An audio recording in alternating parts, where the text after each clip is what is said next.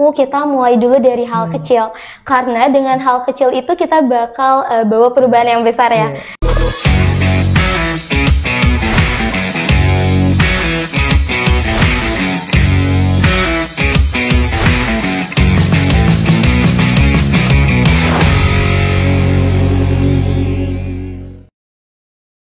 Assalamualaikum warahmatullahi wabarakatuh. Halo Sobat Family, selamat datang kembali di Family Podcast. Cerita mereka, inspirasi kita. Bersama saya, Deki Handika, selaku host pada episode kali ini.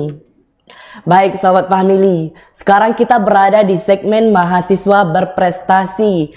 Kita telah menghadirkan narasumber yang sangat luar biasa.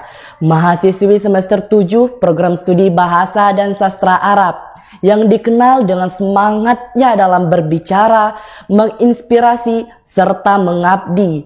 Beliau tidak hanya cemerlang di dunia akademik, tetapi juga aktif di dunia sosial, kepemimpinan, dan bahkan pernah tampil di panggung internasional. Wah, luar biasa banget narasumber kita hari ini. Baik Sobat Family, tanpa berlama-lama langsung aja kita sambut. Ini dia Az-Zahra Ismi Fatonah. Halo Kak. Halo. Gimana Kak kabarnya hari ini? Alhamdulillah aku kabarnya hari ini baik. Kamu sendiri gimana nih kabarnya? Alhamdulillah baik Kak. Alhamdulillah. Kesibukan kakak akhir-akhir ini apa aja nih? Kebetulan kesibukan aku akhir-akhir ini yaitu sebagai mahasiswa akhir. Dan juga aku saat ini sedang menjadi pengajar, guru private. Iya, selain itu aku juga sebagai host live dan kadang di sela-sela kesibukan aku mengabdi sebagai volunteer di Kota Bogor. Keren Kak. Maaf Kak, tadi nama Az-Zahra Ismi Fatonah. Iya, aku betul. panggil apa nih Kak? Boleh Zahra aja karena aku Zahra di kampus lebih dikenal dengan Zahra. Baik Kak Zahra. Baik Kak Zahra, mungkin dari Sobat Family ada yang belum kenal nih dengan sosok Kak Zahra. Boleh Kak Zahra memperkenalkan diri nih Kak? Oke, boleh teman-teman, perkenalkan nama aku Az-Zahra Ismi Fatonah. Aku mahasiswa semester 7 jurusan Bahasa Sastra Arab. Dan saat ini kesibukan aku tadi kayak yang udah aku bilang, aku sebagai guru private dan juga sebagai host live serta di sela-sela waktu aku mengisi dengan volunteer. Baik Kak, keren nih Kak. Tadi aku juga sempat baca CV kakak nih Kak. Kak Zahra tuh aktif di dalam banyak bidang ya Kak. Yeah. Kalau boleh tahu nih Kak, apa semuanya itu berawal dari mana sih Kak? Oke, aku sebenarnya lebih aktifnya di bidang sosial ya. Bidang sosial. Aku mulai aktif itu mulai tahun di 2022, di mana waktu SMA. Iya, di mana waktu lagi sibuk-sibuknya buat nyiapin ke universitas, aku diajak nih sama kakak kelas aku, mungkin aku sebutin kalian namanya. Ada Kak Bayu Anugrah, itu founder dari Galvan Indonesia, di mana ngajak aku buat ikut ke salah satu yayasan di Kota Bogor, dan kita di situ juga ke daerah yang udah lumayan kayak pedalaman gitu. Dimana di sana kalau di yayasan itu ada anak yatimnya, dan kalau di pedalamannya itu ada lansia-lansia.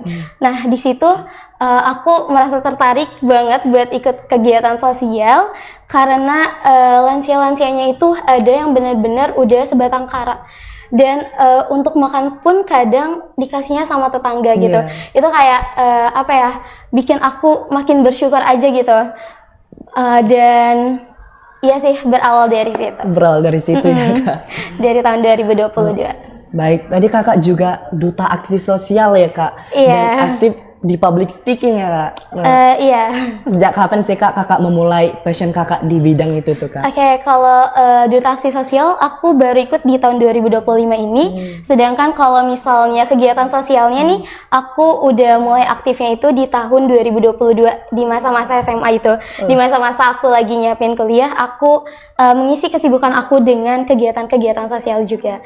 Kalau misalnya di public speaking, sebenarnya aku udah mulai belajarnya itu udah mulai coba-cobanya itu di SMP. Jadi pas SMP itu ya aku disuruh sama kepala sekolahnya nih untuk pidato bahasa Arab pas perpisahan.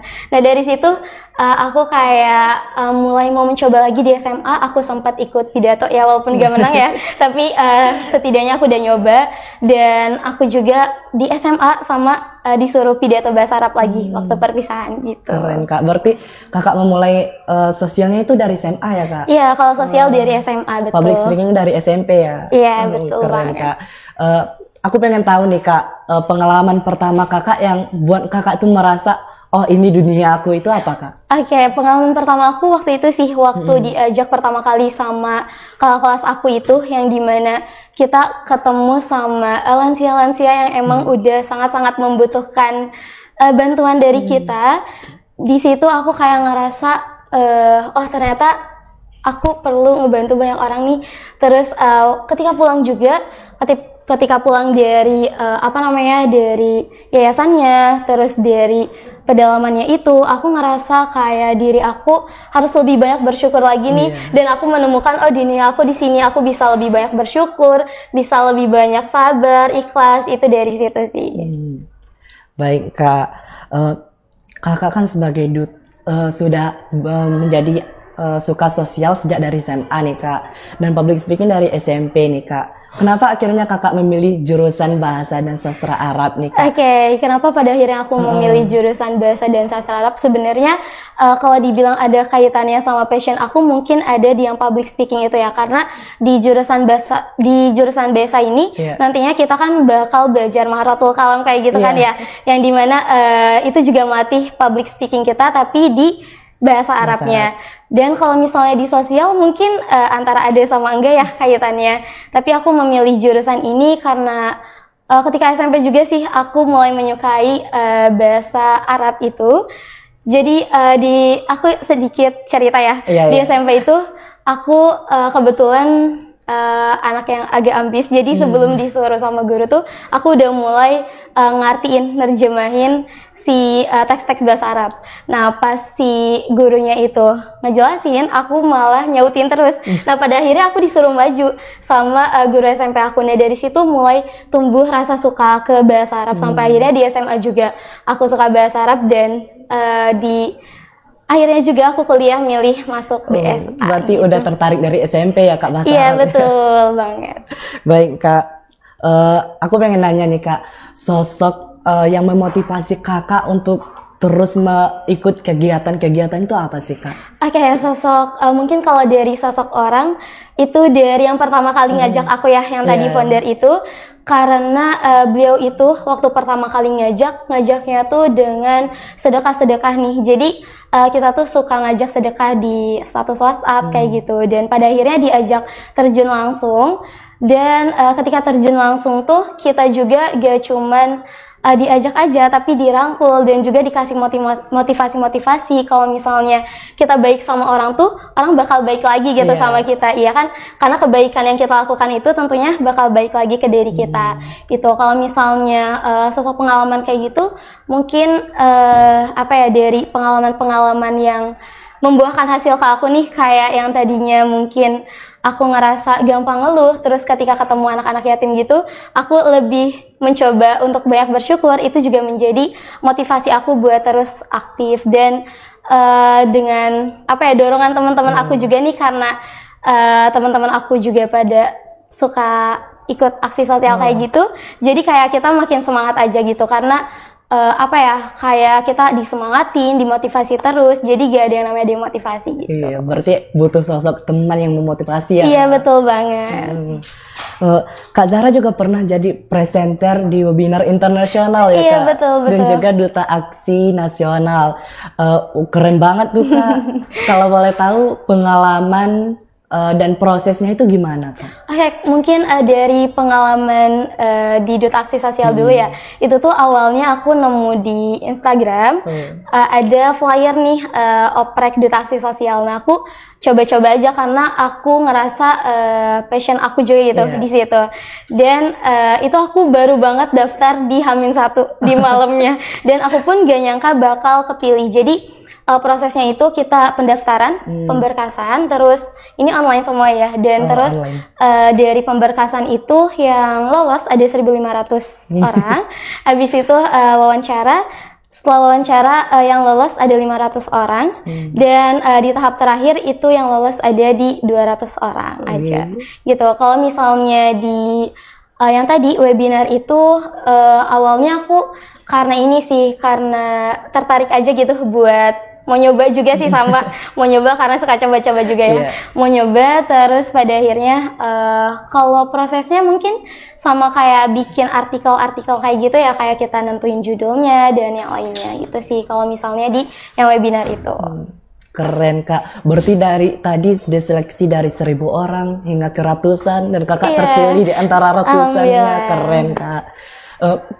Bagaimana rasanya pas Kakak jadi presenter di webinar internasional tuh Kak? Yang mana itu Kak nggak di Indonesia aja ya Kak? Ada yang dari luar negeri gitu Kak. Gimana sih Kak rasanya? Jujur rasanya campur aduk banget ya karena kalau misalnya kita dengar kata internasional tuh pasti kayak wow langsung gimana gitu ya. Itu kayak terharu, terus juga sedihnya tuh sedih bahagia gitu lah. Kayak pengen nangis juga karena ternyata kita bisa ternyata kita kalau mau tuh bisa loh buat jadi di internasional itu, buat jadi pembicara di internasional itu. Intinya ya asal kita mau pasti ada jalannya juga gitu. Itu sih rasanya ya terharu campur aduk. Terharu sama campur aduk ya Kak.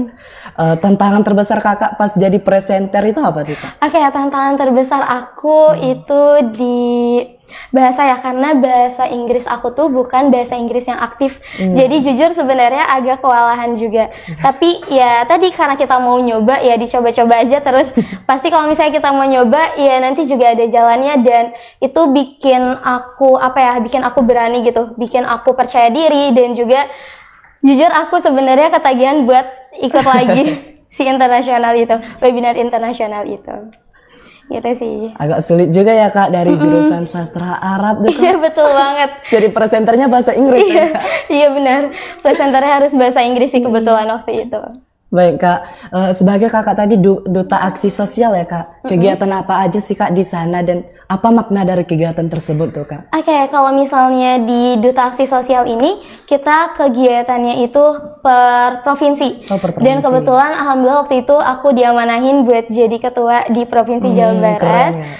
Untuk kegiatan-kegiatannya ya kayak kita nggak cuma di sosial sih, tapi kita juga fokus ke kesehatan mental, terus juga kita fokus ke yang lainnya itu difokusin juga di situ. Di pendidikan itu fokusnya ada di duta aksi sosial. Jadi gak cuman sekedar di bidang sosial, di pendidikan, di kesehatan mental juga kita di itu ya. Gitu. Berarti nggak fokus ke sosialnya ya Kak? Iya betul, di berbagai macam sih. Kalau di duta aksi sosial mungkin tadi maknanya apa? Ya sama sih ya, maknanya kayak di kegiatan-kegiatan sosial kita jadi bisa nambah pengalaman, nambah ilmu, dan yang pasti kita jadi banyak pengalaman hidup sih, pembelajaran hidup di diri kita. Baik Kak. Tadi saya juga baca CV Kakak dan Kakak banyak sekali penghargaan tuh Kak dan kegiatannya tuh Kak. Kalau boleh tahu momen yang paling berkesan tuh Kak dari penghargaan atau dari kegiatannya itu apa Kak? Ada momen yang dimana bikin aku berkesan banget ya. Waktu itu aku sempat dirayain ulang tahun di panti asuhan itu. Tapi bukan aku yang ngadain, tapi dari foundernya itu loh. Kayak di situ aku ngerasa bersyukur banget. Kayak didoain anak-anak yatim, gak cuman 1-2 orang doang, tapi itu sampai puluhan anak yatim yang ngedoain aku. Bahkan aku sampai disuapin kuenya sama anak yatim. Itu jadi kayak momen yang berkesan banget yang sampai sekarang itu gak bisa aku lupain, yang masih ada banget di otakku. Dan yang paling berkesan banget juga setiap aku kegiatan itu pasti ada aja yang meluk aku. Itu kayak bayangin kita dipeluk anak yatim tuh kayak jadi recharge energi banget gitu. Energi kita jadi nambah banget gitu sih. Kalau misalnya penghargaan mungkin yang paling berkesan di webinar internasional sih. Karena kancanya udah internasional ya, jadi kayak itu sangat-sangat berkesan di hidup aku sih. Karena aku udah berani nyoba, udah berani memulai, udah percaya diri gitu. Keren Kak. Kakak tadi selain aktif di kegiatan sosial, public speaking, Kakak ternyata juga cemerlang di bidang akademik nih Kak. Pasti banyak dari sahabat family yang penasaran nih Kak. Gimana cara Kakak membagi waktu antara organisasi, kegiatan, dan akademik nih Kak? Oke, cara aku membagi waktu sebenarnya sama kayak pada umumnya ya. Ada metode to-do list dan juga time blocking. Jadi aku mengutamakan yang prioritas dulu. Sebagai mahasiswa sebenarnya kita harus lebih mengutamakannya, memprioritaskannya tentunya kuliah ya, akademiknya. Tapi di sisi lain pasti ada sela-sela waktu juga. Kita bisa membagi waktunya untuk organisasi, terus juga kita bisa membagi waktu untuk kerja atau yang lainnya, itu sebenarnya bisa asal kitanya mau memulainya gitu, mau memulai, dan kita juga jangan maksain diri. Kalau misalnya kita mampunya di organisasi dan di kuliah aja itu nggak apa-apa banget.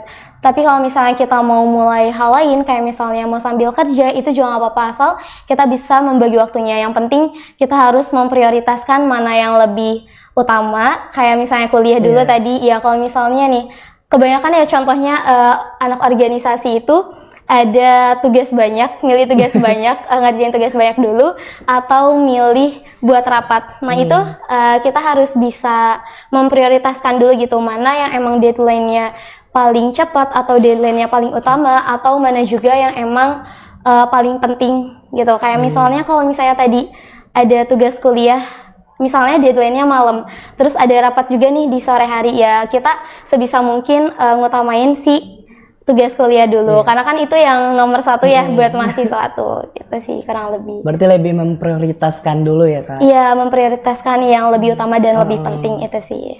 Di sela-sela tadi Kakak sibuk di kegiatan Duta Aksi Sosial, dan sibuk organisasi, dan juga sibuk akademik. Pernah nggak sih Kakak merasa kewalahan gitu Kak, karena jadwalnya padat banget? Oke, itu pasti pernah banget ya, karena kadang di organisasi itu ada yang namanya bentrok. Iya. Apalagi kalau misalnya kita ikut organisasinya lebih dari satu, itu ada misalnya rapatnya yang sama. Itu kadang kewalahan juga, dan kadang kebetulan banget tugas-tugas tuh lagi banyak, terus juga harus ada hal-hal lain yang dikerjain, itu pasti ada sih kewalahan, yang namanya kewalahan. Dan kalau misalnya kita maksain diri, itu bikin kita burn out.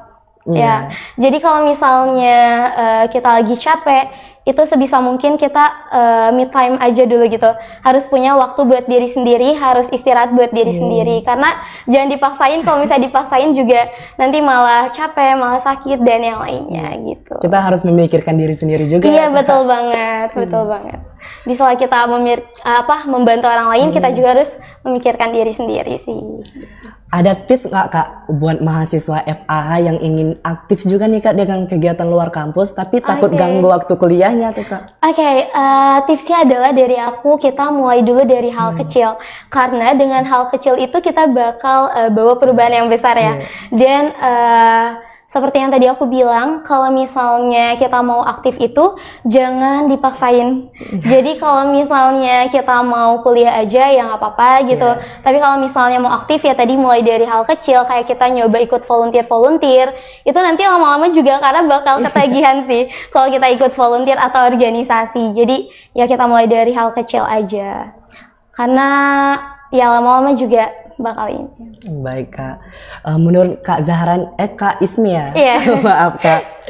Menurut Kak Ismi, kunci utama supaya tetap bisa produktif nih Kak, mempertahankan semangat belajar nih Kak. Karena kita tahu tadi kan Kakak aktif dari SMP nih Kak, sampai sekarang tetap aktif. Gimana sih Kak cara Kakak mengatasi semangat belajar tersebut? Sebenarnya yang namanya semangat itu pasti ada naik turunnya ya. Cara aku mengatasinya itu kadang butuh motivasi dari diri sendiri, bukan dari orang lain aja ya. Mungkin orang lain bisa kasih kita motivasi, tapi motivasi terbesar itu dari diri sendiri. Sebisa mungkin kita itu maksain. Tapi bukan maksain yang tadi ya, tapi lebih ke arah kalau misalnya semangatnya udah turun, kita coba perbaiki dikit-dikit lagi semangat kita, dicoba recharge lagi energi. Atau kalau misalnya kadang di zaman sekarang tuh ada ya cara nge-charger energinya tuh kayak gimana, nah itu bisa juga tuh dari situ, karena nantinya bakal numbuhin rasa semangat lagi. Kalau aku itu biasanya cara nge-charger energi aku itu dengan cara ketemu anak-anak yatim tadi sih. Dengan cara ketemu anak-anak itu bisa nge-charger aku, bisa numbuhin rasa semangat aku lagi. Nah dari situ sih mungkin kita bisa nge-charger energi dulu, dan apa ya, kayak jangan dipaksain, yang benar-benar di-push banget gitu. Baik Kak, kalau dilihat dari perjalanannya Kak Zahra nih Kak, Kakak banyak banget nilai-nilai sosial dan spiritualnya tuh Kak. Kalau boleh tahu nih Kak, apa makna yang Kakak temukan selama aktif di berbagai kegiatan tersebut tuh Kak? Oke, makna yang aku temukan adalah dimana kalau kita hidup itu harus yang namanya memberi ya. Entah memberi itu gak cuma seputar memberi uang atau memberi yang bentuknya fisik ya, kayak makanan kayak gitu, enggak. Tapi kita dengan memberi kayak kasih sayang ke anak-anak yatim kayak gitu juga, itu udah jadi salah satu makna memberi dan yang lainnya.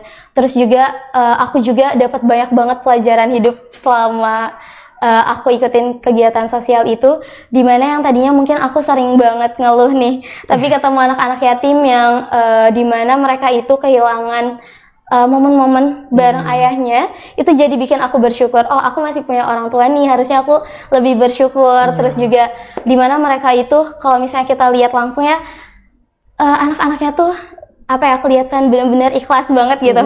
Terus juga mereka sabar ya, gimana gak sabar, mereka udah di hadapan ujian yang ditinggalin ayahnya, tapi mereka masih tetap bisa senyum, masih tetap bisa ketawa-ketawa. Itu jadi benar-benar pembelajaran hidup banget sih bagi aku. Tuh. Ngajarin kita untuk selalu bersyukur gitu ya. ya. Bener banget, itu sih 3 hal yang aku dapat banget, dan mungkin aku suka sharing juga nih ke teman-teman di Instagram aku, kayak sabar, syukur, ikhlas yang aku dapat dari kegiatan-kegiatan sosial itu.